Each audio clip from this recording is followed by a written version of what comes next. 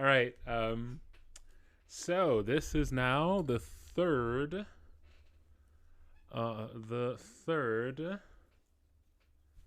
Malison development update. So this is now finally going to be a kind of short one, where we're done with a lot of the backlog. First update was just going over the entire game. Second update was going over the last few months. Now I'm just gonna be going over this last week. So it's gonna be probably 20-minute stops, and then after that I'll probably just take a short break and play some more Lunacid. Right? So should be pretty simple. Okay, so I'm gonna load up the game while I give this little intro, so I don't lose too much time with that. Hey everybody, hello. Let's see who's here. There's Whoop Over Who's Forever. There's Land Shark. There's Cowboy King. Adadai. There's Spooky the Bee. And June Flower. Hey.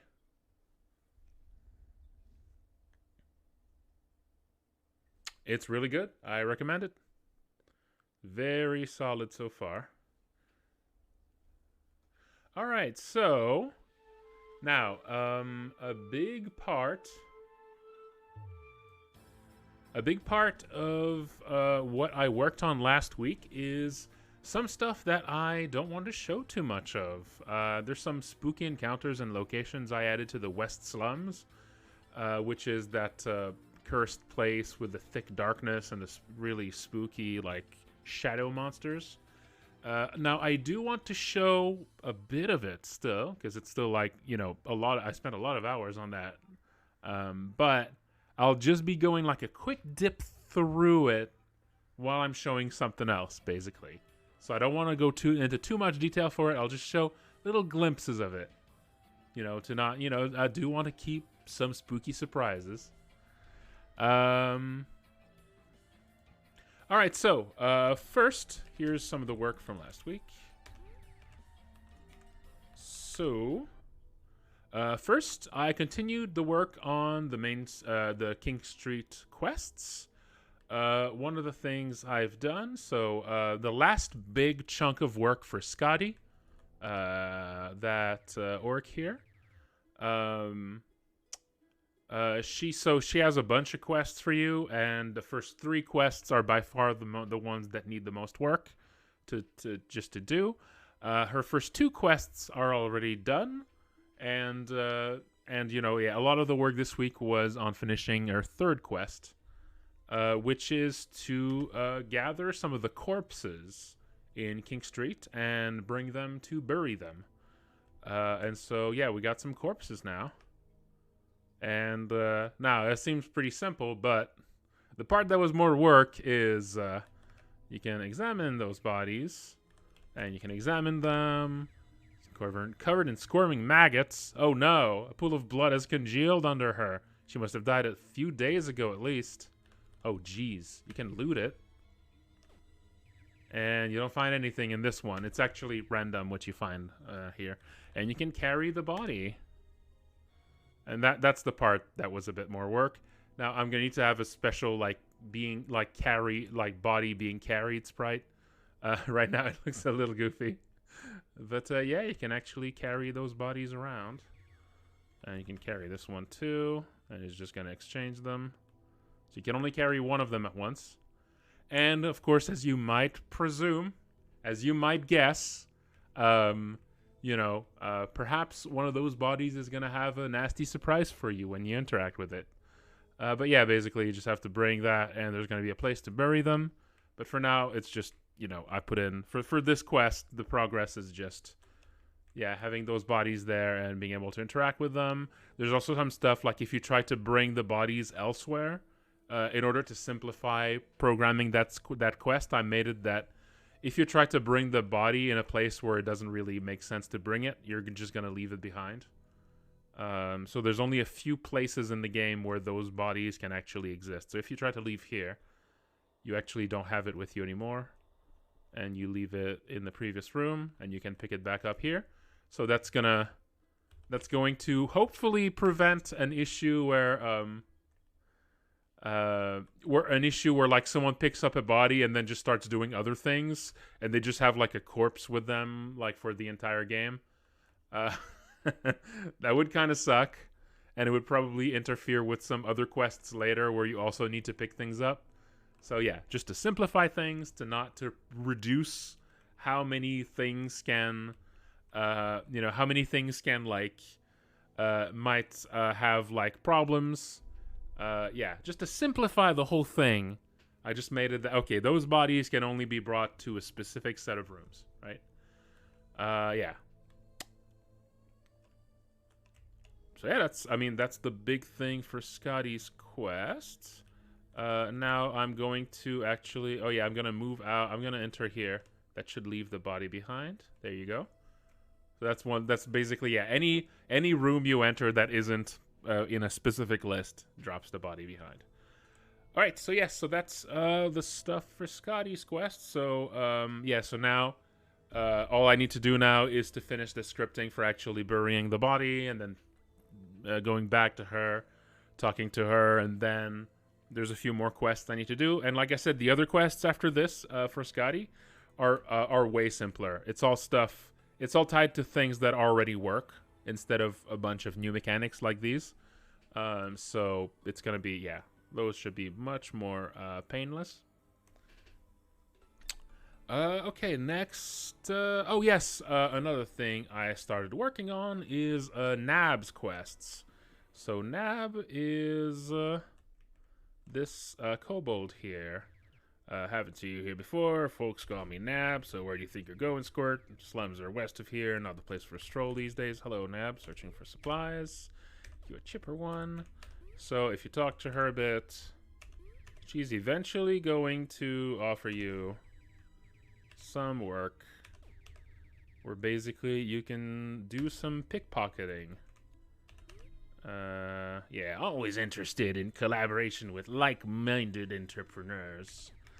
So I'm listening. Yeah. Lost something to the garden from the pub. Little goblin. He doesn't like me much. Nicked me lucky dagger, he did. Now, I'd be real grateful if you wanted to nick it back. I'm sure you still got it on him. Wanna collaborate? Sounds good to me. Alright.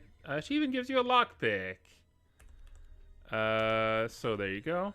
Good luck, mate. Don't get bit. Yeah, she's pretty good.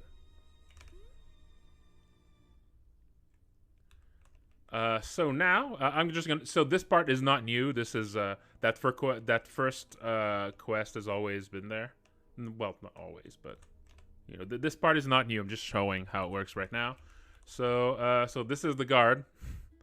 This is the guard, and so this is how pickpocket. I don't think I showed in any of the updates how pickpocketing works. It's this little interface here, and anyone that is a rogue and has the stealing skill can try to steal. Actually, it seems like there's a glitch right now because Pars should not be able to. And depending on how good someone is, the chance of succeeding is higher. And depending on the stealth, the risk also changes. So depending on your skills, the chance of success and the risk of getting caught change. Now, when you try to pickpocket something, you immediately have access to their equipment, because their equipment is stuff that you just see on them. So you can try to steal that, but that usually has a pretty high risk of getting caught, because, taking the hat from someone's head, that's hard to do subtly, right? So those items are like immediately available but are high risk. But if you want to see what other stuff they might have, you need to spend some time sort of peeking around and looking what items you could steal from them, right? So that's the idea here. So now there you go. So I did search and it found some gold. So maybe I could steal some gold from that goblin. Or here's Nab's dagger. So there you go. I could try to steal that right now. Let's see, so Fritz could do it, 27% chance to work, 12% chance to get caught. Gladys has actually some better chances here to succeed. So Gladys is actually better here. So let's try to get Nab's dagger back. Oh, That's a failure, but I was not caught. I just failed to get it, but I was not caught. And there you go. I got it. Not even caught. So one of the reasons I want that quest in here is to kind of give people a reason to try pickpocketing early. Because something you might not realize is that getting caught pickpocketing isn't like that severe. Getting caught pickpocketing, it's not like everyone immediately starts attacking you. It's a little more forgiving than that because I want people to try it, right? And so this is like a good opportunity to get people to try it. So what happens when you get caught, instead of just, everyone goes hostile, like in Baldur's Gate, that's what happens. Instead, it's like, you've been caught acting a little suspicious. So here I failed to get the spear, but like the guard like noticed that I've been weird around him, right? So what happened here is like my disposition to the guard has lowered. So the guard is now a bit more wary of me, right? And if I keep going, the suspicion level can go up. And I keep failing because the chance is really low. And now, if I get caught several times, then you get caught red-handed. And that's when he goes hostile, see? So, it's a bit more forgiving than people might presume. That's why I kind of want to have this early quest to kind of make you interact with it. Because, getting caught isn't immediately bad. It's if you get caught repeatedly that you get trouble, right?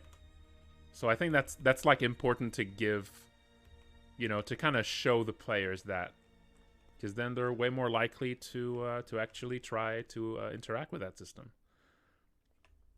Now, okay, so pickpocketing that knife is like the first little quest, and like I said, this one's already working. But there's some more quests, like so the second quest, this one is not fully implemented yet. And it is to steal a bottle of fine bourbon from Lance, the barkeep. So Lance over here has a little back room. And normally, now I'm cheating to get past this more easily, but normally you need to figure out a way to get through here. Let's close the door.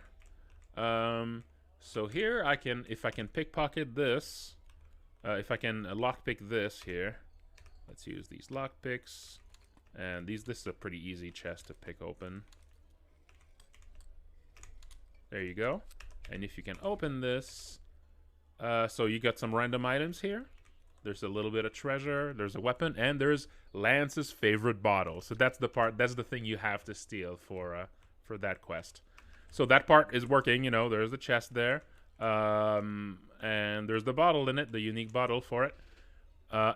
So the thing I need to add to make this part work, and I'll be doing this probably Monday, is to script Nab actually receiving the bottle and giving you a reward for it. And also, I want to change that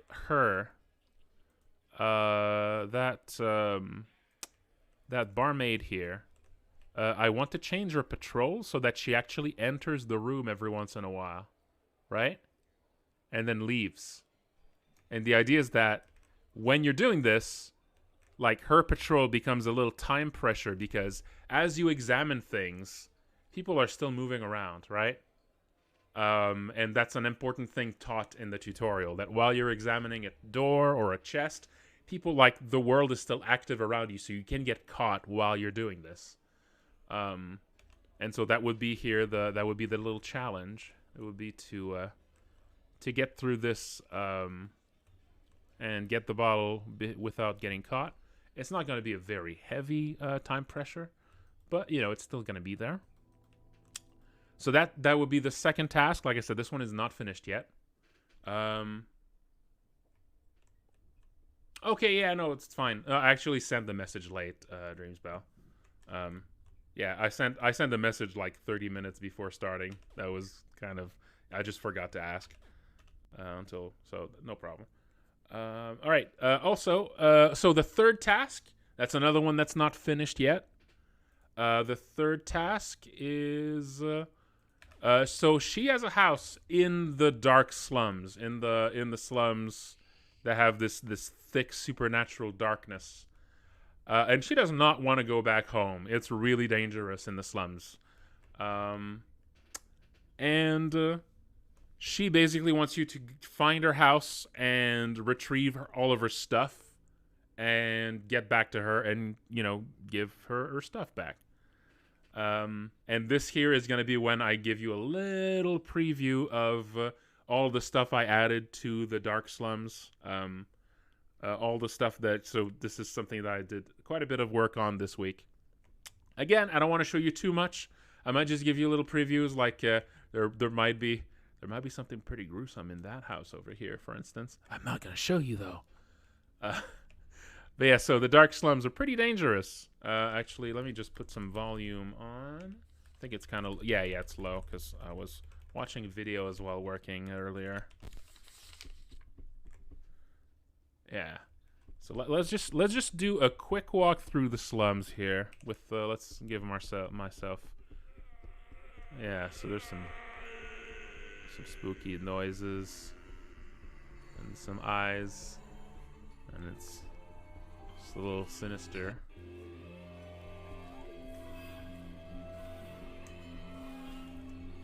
So I think I've shown parts of this. I'm using cheats here to get past the enemies without too much hassle. Now, her house is just straight ahead. You just need to go straight west to get to it. So as long as you follow that, as long as you don't stray, you're gonna be fine. But oh boy, if you stray, you can get in trouble pretty fast. So again, this quest, part of the reason for this quest is to actually get your feet wet in braving the slums. There is something pretty spooky I added in this house too, this week. But her house is this one, the one right next to the sewer access. And if you go in here, so this is her house. There's a bunch of stuff to get here. And the more stuff that you get for her, the more happy she's going to be about this. So, for instance, in here, you can get her travel garb, foul-smelling rags buzzing with flies. Nab's journal in here doesn't actually always appear. I need to look into that. Yeah, for some reason, sometimes her journal doesn't pop up there, so I need to fix that. There's her shoes there. That's her sneakers. If you wait around here, if you have a high search skill, you can actually find her lockpicks. That's her unique lockpicks there. Now, there's also a bottle down there. This is her secret bottle. And there's actually a secret here if you have the searching skill. One of your party members can find that there's a secret in this room. You don't actually need to find the secret to know. If you already know where it is, you can just go here. But hey, there's Nab's numbing knife. So here, the goal of this one is to reward people for having the searching skill. But here's a big missing thing. I want to have traps on this chest here. I want to have a trap on this chest right here. And right now the traps for containers don't work yet. The traps work for outside of containers. You can get Nab's haversack here, which is like her loot bag, and there's 100 gold in it. So there's quite a bit of stuff to get here. Quite a bit of stuff. And yeah, so the point is, yeah, you get all this, then you get back to her, and you give her back. But if you like, you can keep some of it to yourself and just give her back some of it. And the more you give back to her, of course, the happier she's going to be about it. But yeah, so that's the third quest. And that one, so the parts missing, like I said, is having a trap on that chest and also scripting her actually receiving all of those items. So yeah, that's the progress on like the quests in the game. Yeah, the quests and yeah, next week I'm gonna be working on finishing all of these, and there's a few more characters I want to do quests for too. All right. Next, let's see. Oh, yeah, so the freelancers work. So for visual assets, this is what I asked Dreams Bell about. So this is actually something that he's done just a little while ago, but I just forgot to show it last time because it was just before all the tiles work that I showed last time. It was like a few weeks before that, so I forgot about him. But yeah, Dreams Bell here has been working on these really, really good monsters. Look at them. Look at these goobers. Yeah, these are some really... So these are more of the madness monsters that... those are like monsters that are driving the wizards mad.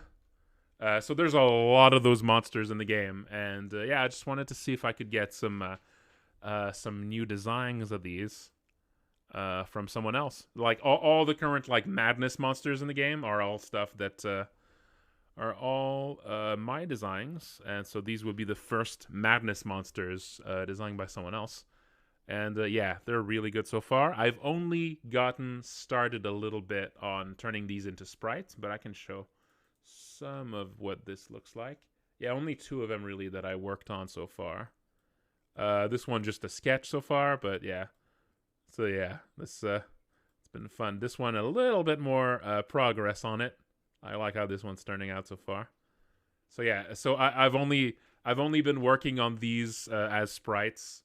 Oh well, do it. Get to it. I'll show it next week if you get to it. Then shark. But yes. So these. Yeah. These sure are designs. I like these. I like these. I like them like my own children. Oh, this one too with the mouth eyeballs. Everyone likes an eyeball that's also a mouth, right? But yeah, so since I'm focusing more on like quest stuff right now, that's why I haven't really gone back to them. But I might actually work on these like next month at one point if there was like a slower day. If there's like a day where I would just want to keep things chill, then you know I might just detail some more of these on that stream. Because yeah, like finding, like adding some detail, like detailing sketches like this is just something really fun and chill. So those tend to be pretty good for just yeah, you know, a calmer stream.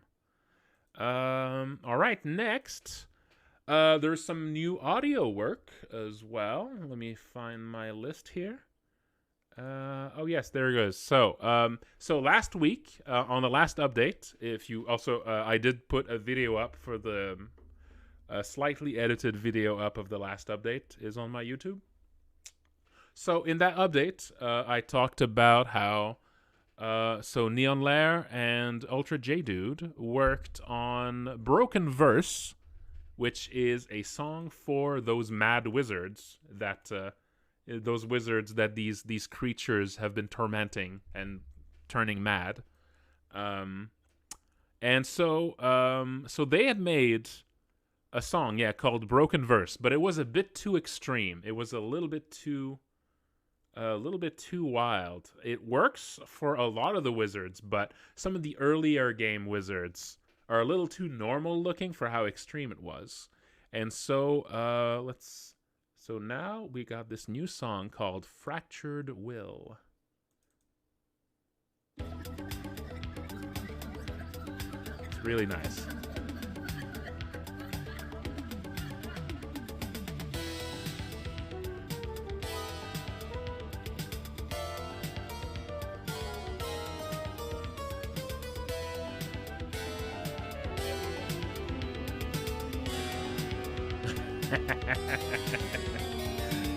Nothing to do with you on Silent Will.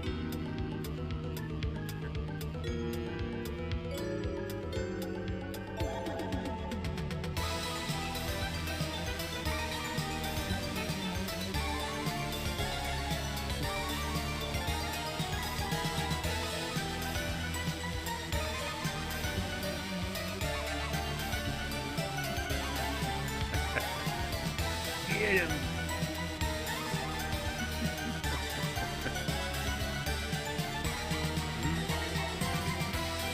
It still gets wild. Still has a little wild bit, but kind of holds back a bit, you know.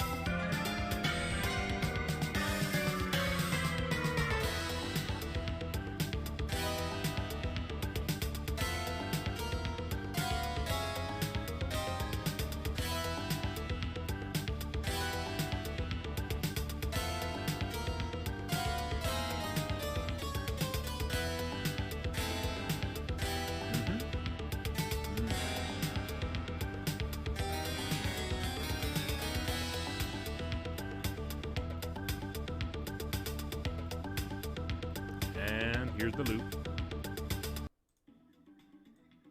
Yeah, there you go. So yeah, so this is Ultra J Dude's work, but it's based on like the main melody, the chord progression is based on Neon Lair's work on the first song. So it's still pretty much like a collaborative work from the two of them. Okay, yeah, so this was the audio. Yeah, that's what's new for the audio side. Now for writing work. So CBoyRD has continued with editing and rewriting stuff.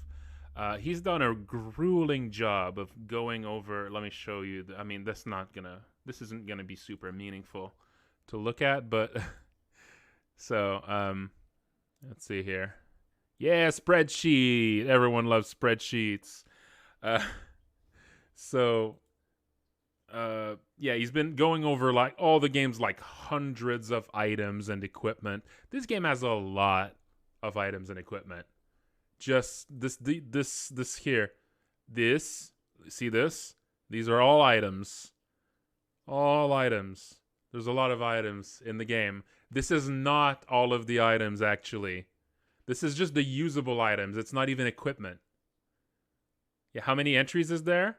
Almost 2,000 entries just for usable items. Right? Then equipment. There's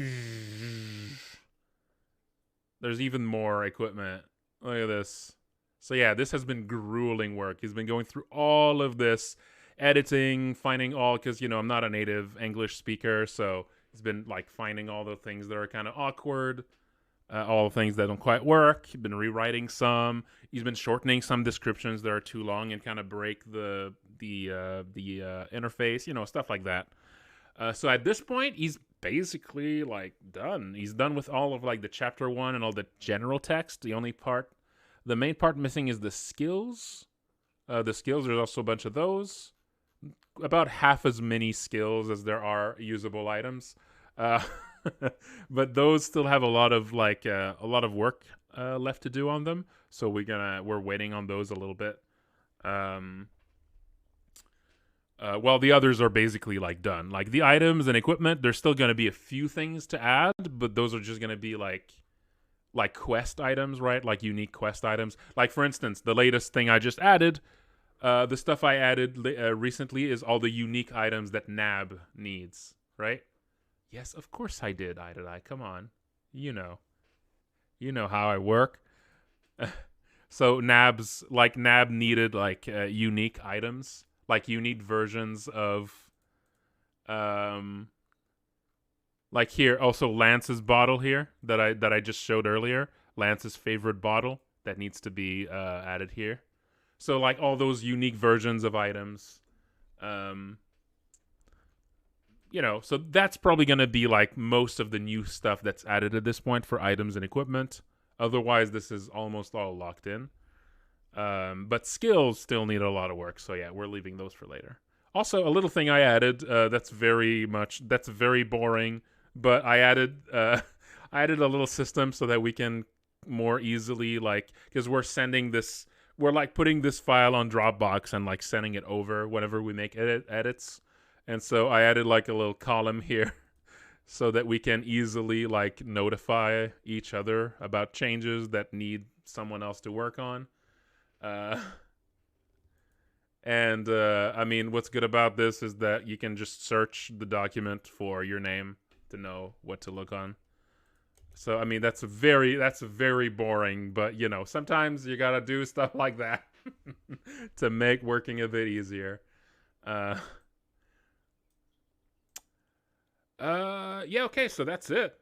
That's it. That's basically this week's update. So let's see, how long was this? Yeah, 30 minutes. See, yeah, I think the weekly updates are gonna be like usually around 30 minutes, unless there's like a lot of stuff to go through.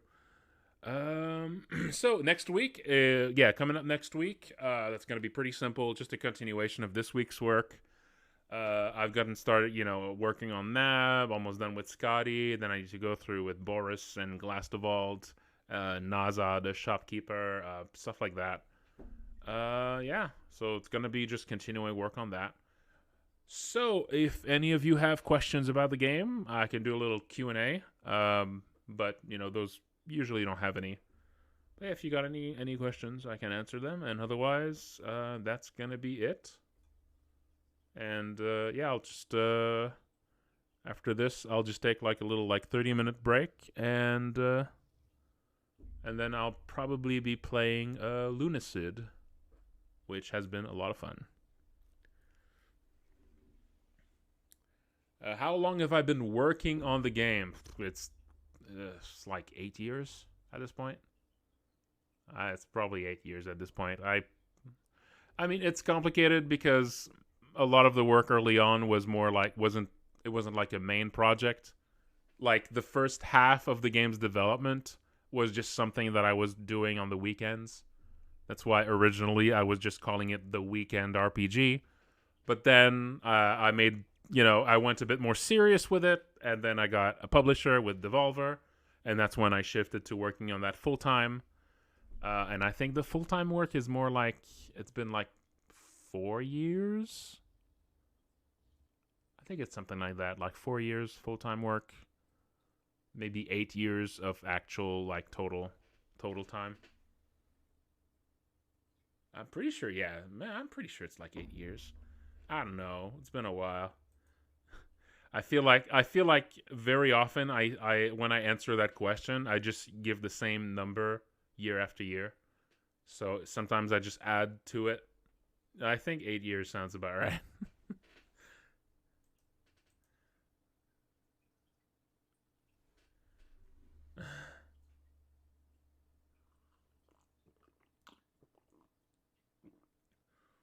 Yeah, it is how it is. Yeah, I think that would be it. Like 4 years, maybe 4 years full time, and 8 years if you also take like the just working on the weekend stuff. Yeah. All right, so I don't think there's any more questions. I did not have to switch from GMS 1 to GMS 2 actually, because it was actually much worse than that, because I started this game in RPG Maker. In RPG Maker VX. That is a more difficult transition. Yeah, this early on, this project actually got its very beginning, its very start. There was I had not touched any RPG Maker programs in a very long time. I had not I got my start with game development back in the early 2000s, and that's I got started with RPG Maker back then. It's RPG Maker 2000 is what initiated me to making games, right? And then I basically moved on to Game Maker, like just a few years later, like in 2004. I made like my first little platformer. And then I was just using Game Maker for years and years and years. And about 8 years ago, I decided, you know what? Let's check out RPG Maker. I'm curious, like, how did that change over all those years? So I thought, hey, let's do like a little fun. Some of you will find that very familiar. Maybe let's start a fun little side project. Just something to give myself a reason to draw a bunch of fun monsters or something. And let's use that as an opportunity. Let's use that as an opportunity to try out RPG Maker after all those years. Let's see what's happened to it. And so I just downloaded RPG Maker VX Ace, and just as I did that, I found out that there was a month-long game jam organized by the RPG Maker developers. I think they do that every year. And so I decided, let's make something for that. That's an opportunity, right? And so this is how I made the first version of this game in RPG Maker. Very, very basic, very simple version. And it was actually available for download for a while. A lot of people played it, actually. I think there's even some Let's Plays of it. There's not a lot. There's some Let's Plays of it. No, I didn't win anything. But yeah, there's some Let's Plays of it on YouTube you can find. It was called Trapped. It was called Trapped because the concept, the idea, like the core of the idea, was that this is a game where you're like a level 1 character trapped in the final level of an RPG. And the idea is that this would be a horror game. This would be like almost accidentally a horror game just because of the circumstance of being in such a desperate situation, right? So that was like the concept, kind of.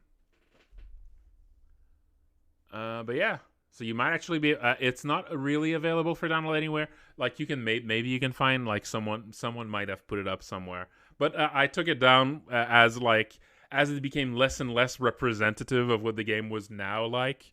Eventually, I took it down. At one point, it was just on my website, but also at one point, I lost my host for my website, so that just came down. I still have the build somewhere, so I might like put it back up at one point. Maybe after the game is released, as like look, this is the origin, whatever. You can probably find a Let's Play of it somewhere, like in a few places. And I mean, you would find a lot of familiar if you've played any builds of this game. Of the game as it is now, you would actually find some things in common. First of all, Levitt, that fucking guy you meet and recruit at the very start of chapter 1 was the main character. Levitt was actually the main character. It was just the first sprite I drew for the project. And like I wasn't really even thinking about a story because it was just a game jam thing. Yeah. And then I went, and it was just basically a placeholder because I didn't really like decide on a design yet for the main character. And I just, at one point I started like drawing a bunch of other characters that could be the main character. And those all ended up being other NPCs in that original build. Yeah. And yeah, I mean, there were a lot. So for an RPG Maker project, especially one for like, there was like item durability, items broke over time. There was like a lot of stuff. There was like an NPC right at the start that could join you if you're very careful with what you do, or you could end up attacking you, or could end up just being a friend that just gives you rewards in items as items. Like there was a lot of So you can see like the start of a lot of the design of Malison in that game. But it was also like very glitchy. There's a lot of little problems. I think there's like a few crashes in that version of the game. There's like some missing assets. There's some missing sound files that crash when they're supposed to play, like all sorts of little things like that. But yeah, that's another reason to remove it, because it just crashes. That's not a great first impression of the project if people play the game and it keeps crashing. But yeah. All right, that was a very long-winded. That was a really long-winded answer, but yeah, there you go. That's the story of how this project started all these years ago. And yes, turning that into a game maker project isn't really converting a project. It's really just starting it over. And making an RPG in Game Maker is it's a lot of work. Game Maker isn't really meant for RPGs. It can do it. It can do it just fine, but it's not exactly what it's like designed for.